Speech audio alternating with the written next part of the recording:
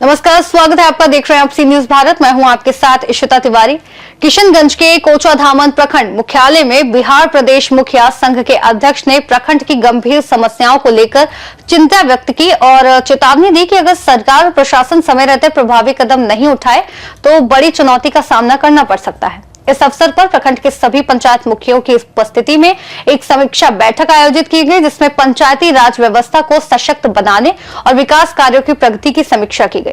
बैठक के मुख्य बिंदु थे कि ग्राम पंचायतों के अधिकारों की रक्षा, 7 निश्चय योजना, मनरेगा और नल जल योजना के अधूरे कार्यों को समयबद्ध पूर्ण करने का निर्देश और विकास कार्यों में पारदर्शिता सुनिश्चित करने पर जोर। प्रदेश अध्यक्ष ने मुखियों को एकजुट होकर संवैधानिक अधिकारों के लिए आवाज उठाने और समस्याओं को सरकार तक पहुंचाने का आश्वासन भी दिया। बिहार में सबसे ज्यादा सफलता की और यहाँ अगर मजबूती से पंचायत प्रतिनिधियों की समस्याओं को सुनने का काम किया जाएगा, अधिकारी सुनने का काम करेंगे तो निश्चित रूप से सभी समस्याओं का समाधान होगा। अच्छा अध्यक्ष जी, जहाँ तक कि डिजिटल पेमेंट को लेकर चुनौतियां रहती है आप लोग के, क्योंकि पेमेंट समय पे नहीं होता है, जिसमें बाधित हो जाती है, विकास ठप हो जाता है। इस पर क्या संघर्ष हो रहा है? इसमें जो डिजिटल पेमेंट का मामला है, ये डिजिटलीकरण के नाम पर खासकर ई ग्राम स्वराज पोर्टल जो बिहार में ई ग्राम स्वराज पोर्टल, उससे ज्यादा दयनीय स्थिति ई पंचायत पोर्टल का है पंचायती संस्थाओं में। कि ई पंचायत पोर्टल में जो पोर्टल निर्माण किया एनआईसी के द्वारा, वह पूरी तरह पोर्टल की समीक्षा होनी चाहिए कि पोर्टल काम ही सही ढंग से नहीं करता है। रोज उसमें सुधार किया जाता है। रोज पोर्टल में कौन ऐसा पोर्टल बनाया जिसने आज तक वह निश्चित रूप से यह मतलब ये पंचायती राज संस्थाएं अंधे बहरे गूंगों की सरकार नहीं है और निर्वाचित सरकार है, तीसरी सरकार है और देश में तीसरा स्वतंत्र सरकार है जिसकी समस्या जो डिजिटल पेमेंट हम करने के लिए तैयार हैं, लेकिन उसमें भी समय रहते जो समस्या आ रही है उसका समाधान होना चाहिए, न कि डिजिटल के नाम पर शोषण और दोहन करने का काम किया जाए। ये सब चीजें हैं। अच्छा, मुखिया चुनाव लड़ते हैं, उसके बाद उसकी मानदेय सुरक्षा की जो गारंटी होनी चाहिए वो मिनिमम। अभी एक विधायक की सैलरी लगभग 1,60,000 रुपए हो चुका है, मुखिया की सैलरी अभी भी उसी तरह से है, क्योंकि संघ में आप बैठे हैं बिहार में, तो इसमें तो ये तो बात उठनी थी इससे पहले भी। नहीं, ये पहले से लगातार उठ रही है बात। हम लोगों ने पेंशन की भी बात कहा कि सभी त्रिस्तरीय प्रतिनिधियों और ग्राम कचहरी के प्रतिनिधियों को MP MLA अगर पेंशन सुविधा लेते हैं, वेतन सुविधा लेते हैं, तो हम तीसरी सरकार है, हम भी संविधान के ही के कारण हमारी सरकार बनी है, तो हमें क्यों नहीं उसकी सुविधा मिले? अगर हमें उसकी सुविधा नहीं मिलती है तो पूरे बिहार के तमाम MP MLA विधायक अपना पेंशन और वेतन लेना बंद करें। ये सीधा सवाल है। और नहीं तो सभी प्रतिनिधियों को मिलना चाहिए। ये केवल 7,500 12,000 ये जो भत्ता मानदेय नियत भत्ता और 1200 वार्ड सदस्यों को देने से नहीं चलेगा। आपसे ज्यादा गांवों में रहते हैं, तो हम सबसे कहना चाहते हैं, सभी तमाम त्रिस्तरीय पंचायत सरकार और सिस्टम में बैठे हुए लोगों से कहना चाहते हैं और खासकर बिहार सरकार से कहना चाहते हैं कि सभी के लिए ग्राम कचहरी हो या त्रिस्तरीय पंचायती राज संस्थाएं हो, मुखिया जी हो, वार्ड सदस्य हो या पूर्व के प्रतिनिधि जितने भी हैं, सभी सम्मानित जनप्रतिनिधियों को जो सम्मानित रूप से जो सम्मानजनक जो व्यवस्थाएं दी जानी चाहिए वह हर स्तर पर सरकार स्तर से मिले, प्रशासन को भी चाहिए। और निश्चित रूप से यहाँ के लोगों से भी कहना चाहते हैं, और हमारे जनप्रतिनिधि कहीं भी अकेला नहीं है, पहले प्रशासन के लोग जान लें, प्रशासन के लोग स्पष्ट रूप से जान लें कि अगर कोई पदाधिकारी किसी में अगर जो भ्रष्टाचार की शिकायतें आ रही है और प्रतिनिधियों के मामले में उनकी शिकायत मैं सक्षम हूं बिहार के माननीय मुख्यमंत्री जी स्तर पर और चीफ सेक्रेटरी से लेकर के और सचिव स्तर तक उस बातों को उठाने के लिए, और फिर उन पर कार्रवाई होनी तय है। इसलिए उन लोगों से भी चेताने आए हैं और कहने आए हैं, चाहे कई विषय जो इस मामले में संलिप्त हैं और जिनकी संलिप्तता है और जो हमारे पंचायत प्रतिनिधियों को तंग और तबाह करने का काम करेंगे, सिस्टम के आप एक नौकर हैं और आप एक हिस्सेदार हैं। आप आर्थिक स्रोत और भ्रष्टाचार के हिस्सेदार नहीं हैं।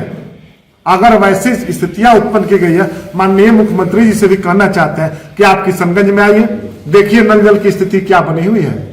संवेदक हम सबने कहा, हम अभी टोल फ्री नंबर सबको जारी करने जा रहे हैं, जो PhD का टोल फ्री नंबर है, और सभी लोगों से कहना चाहते हैं कि माननीय PhD मंत्री को भी इतना मेल करना है और आम जनता से इतना टोल फ्री नंबर पर कंप्लेन करा दीजिए कि पूरा जो पोर्टल बना है पोर्टल उनका हैक हो जाएगा और फिर सबका ध्यान चला जाएगा कि किशनगंज को किस प्रकार से इस दुर्दशा में रखा गया है। अध्यक्ष जी, पता है आपको, बिहार में पुल गिरा था, पुल गिरने वाली कंपनी को बैन नहीं कर सका सरकार के जो मंत्री हैं विजय कुमार सिन्हा जी कह दिए कि बैन हो गया है, उसको कोई काम नहीं टेंडर फिर से उन्होंने डाला है। पटना में कई ऐसे फ्लाईओवर का काम करवा रही है, एसपी कंस्ट्रक्शन पूरी बदनाम हो चुकी है। जब वो चीज हो सकता है तो आप लोग के तो खैर दरकिनार कर ही जा रहा है आप लोगों को। देखिए वो सब एसपी सिंगला का हो जो मामले हो, उस पर सरकार स्तर पर, शासन स्तर पर और जो स्तर पर व्यवस्थाएं सरकार के जो पब्लिक डोमेन में लोग उठाने वाले हैं, बहुत लोग उठाने का काम किए हैं।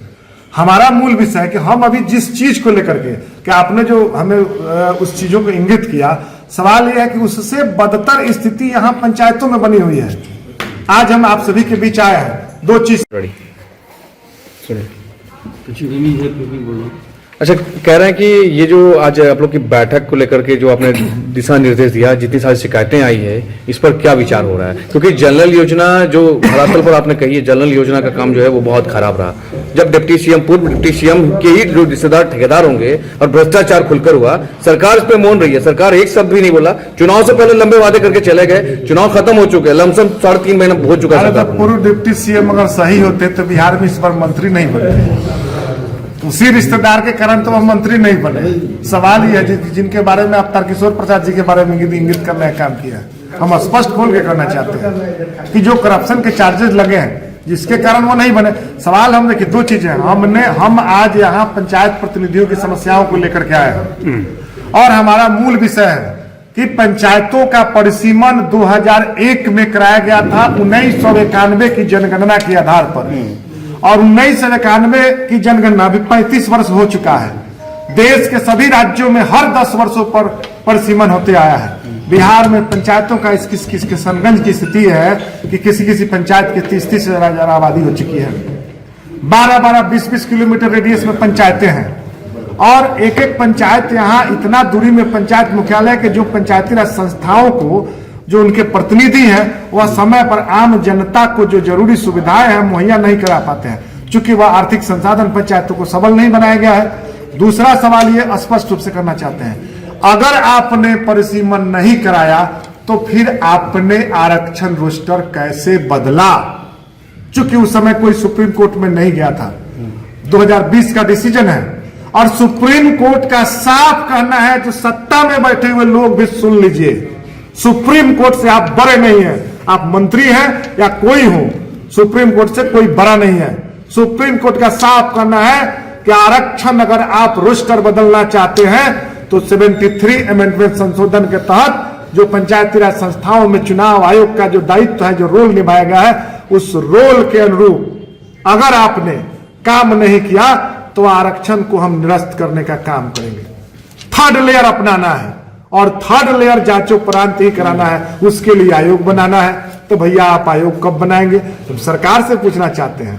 फिर उसके बाद अब तो सुप्रीम कोर्ट कुछ थोड़े अंदर, अब ऐसा नहीं ना कि संगठन जागरूक संगठन है और पूरे बिहार में त्रिस्तरीय पंचायत प्रतिनिधि और पूर्व प्रतिनिधि सभी लोग जागरूक हैं। आपको हर हाल में परिसीमन कराना पड़ेगा, तब आरक्षण आपको देना पड़ेगा। आरक्षण लागू करिए। बिहार में 20,000 पंचायतों की संख्या बनेगी। इस सीमांचल में आज 100 पंचायत है, आज वहां 300 पंचायत इस सीमांचल में होगा। 300 नए लोगों को मौका मिलेगा, जिला परिषद नए लोगों को मौका मिलेगा, नए युवाओं को भी मौका मिलेगा, मौका मिलेगा और पंचायतों का वित्तीय जो कटौती था वह पंचायतों को राशि भी अधिक मिलने का काम होगा।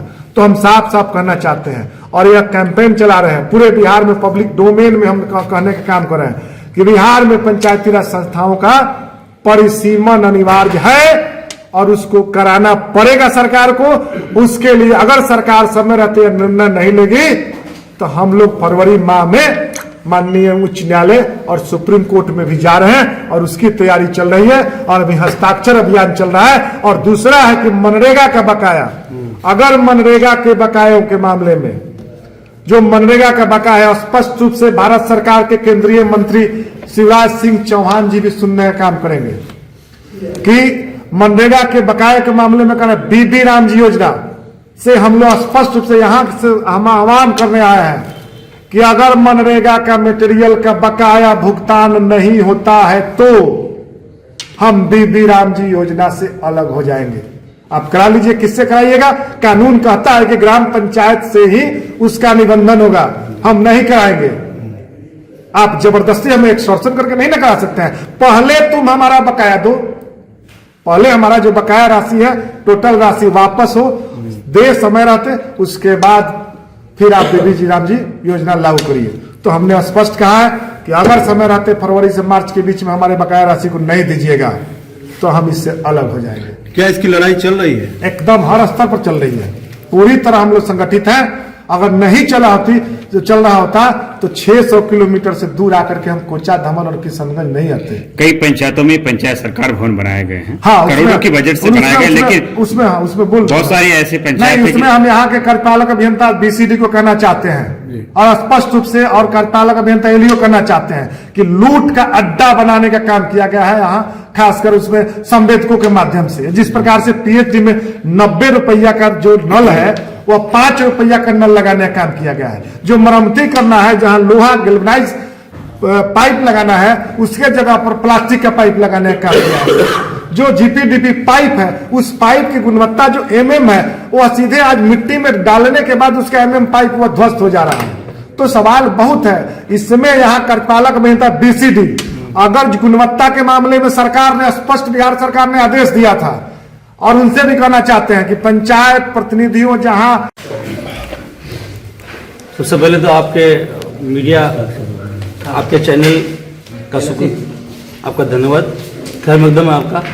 और आज की जो समीक्षा बैठक हुई है माननीय मुखिया संघ प्रदेश अध्यक्ष के अध्यक्षता में, सभी पंचायतों के जो अहम मुद्दे हैं, जो जरूरी मुद्दे हैं उस पर बात हुई है और विस्तार से आपको तमाम चीज़ों की जानकारी हो ही गई है। और ये लड़ाई और आज की ये मीटिंग से एक जो भी लीगल लड़ाई है वो लड़ी जाएगी और इसके लिए हम लोग सब तैयार हैं। हम कोचा धमन प्रखंड के मुखिया संघ अध्यक्ष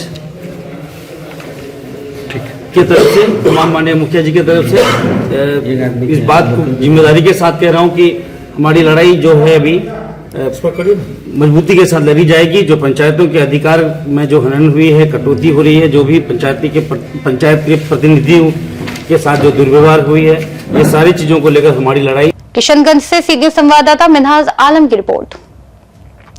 फिलहाल इस खास रिपोर्ट में बस इतना ही। देश और दुनिया की तमाम बड़ी खबरों के लिए आप देखते रहिए सी न्यूज भारत।